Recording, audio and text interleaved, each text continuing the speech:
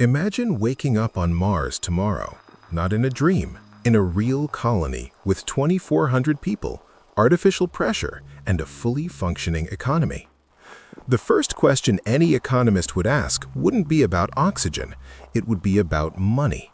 Whoever controls the currency on Mars controls everything. Mars is, on average, 225 million kilometers from Earth. At that distance, sending a signal takes up to 24 minutes. Imagine waiting 48 minutes to confirm a bank transaction. That means no terrestrial financial system would work on Mars. None. PIX, SWIFT, the Fed, the central bank, all useless at that distance. So Mars would need its own currency, one that works without depending on servers on Earth, that is validated locally, that survives isolation. And here is the detail almost no one noticed. Elon Musk has already spoken publicly about this.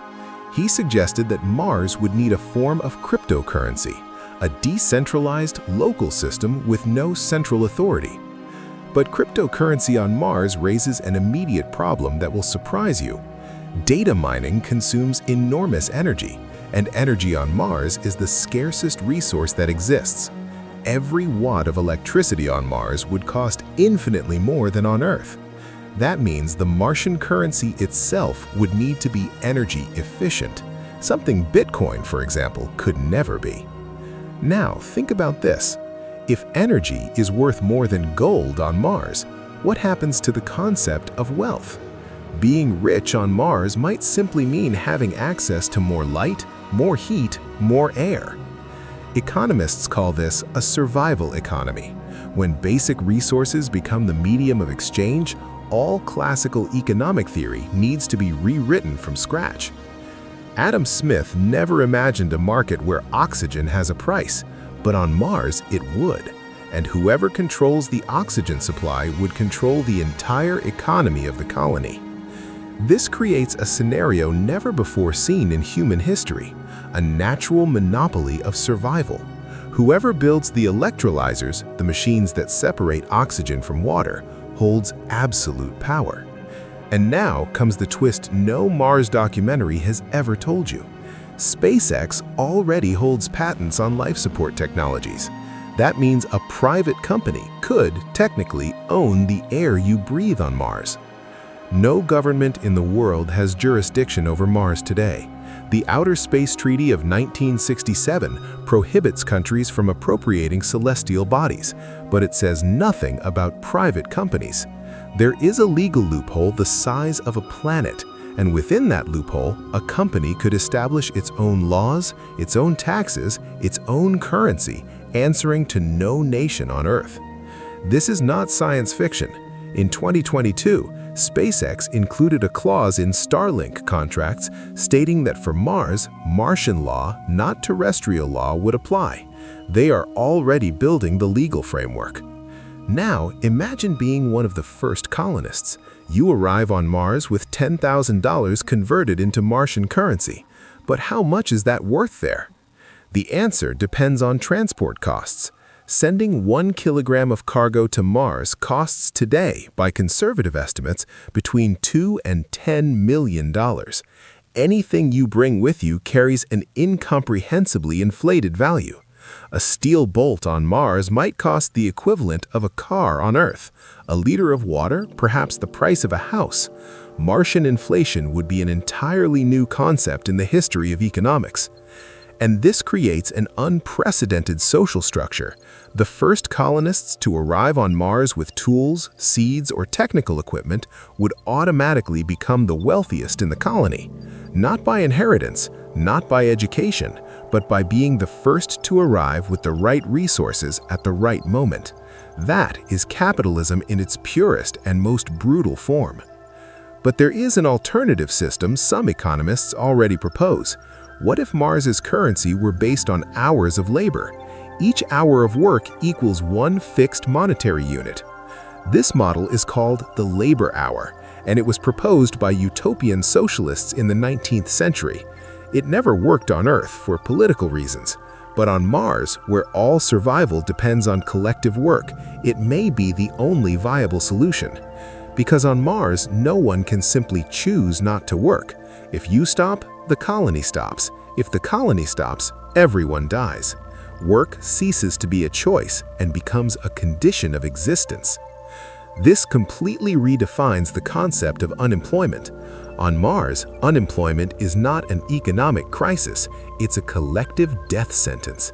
Never before in history has that been literally true. Now we need to talk about interplanetary trade. When Mars begins producing resources, rare minerals, unique chemical compounds, it will want to sell to Earth. But how? Transport takes between 7 and 9 months depending on orbital alignment. That means any Martian product arriving on Earth will have cost decades of investment before generating any profit. No traditional bank would finance that. The return on investment would span decades. This would create a new type of financial instrument called by some economists Martian bonds, with maturities of 30, 40, 50 years. Would you buy a bond that matures after your children are gone? Some people would, and those would be the first interplanetary investors in human history. And here is something that will completely change how you think about crypto. What if Mars is the first place in the universe where a decentralized cryptocurrency works better than any central bank ever has? Because on Mars, there is no government to print money, no central bank to manipulate rates, no inflation by decree. The currency would be exactly what the mathematics says it is, nothing more, nothing less. But total decentralization also has a dark side. Without a central authority, who punishes theft? Who resolves commercial disputes? Who decides when the currency needs adjustment during a crisis? On Mars, an unresolved commercial dispute can escalate into something far more serious, far faster than in any city on Earth. The tight spaces and constant stress amplify everything. That is why some NASA researchers are already studying something called the Martian Economic Constitution, a document that would define the financial rules of the colony before the first colonist even boards a ship. Imagine writing the economic laws of a civilization from scratch. No historical inheritance, no lobbies, no interests from millennial banks, just reason, mathematics, and survival. That is the dream.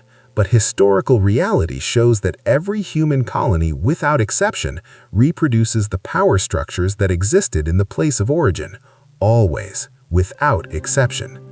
The colonists who go to Mars will arrive with their biases, their financial habits, their fears, and their ambitions, and those human elements will shape the Martian economy far more than any cryptocurrency. There is still one element that no economic simulation of Mars accounts for: the psychology of isolation.